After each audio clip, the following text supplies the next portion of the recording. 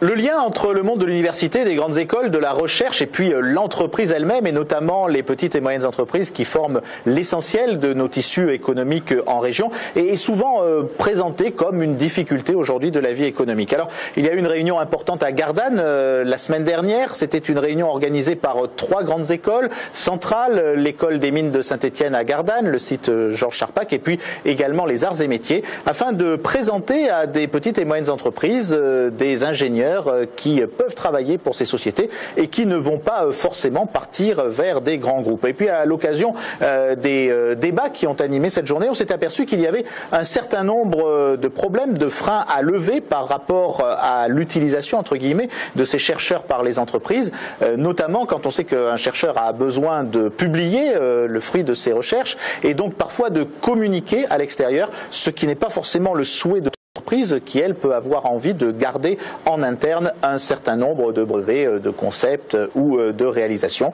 Alors il y a ce problème du temps du chercheur et du temps de l'entreprise, mais globalement on peut aujourd'hui considérer qu'il y a beaucoup plus de rapprochement entre les mondes des écoles et de l'université, de la recherche et de l'entreprise, en tout cas celle de taille petite et moyenne.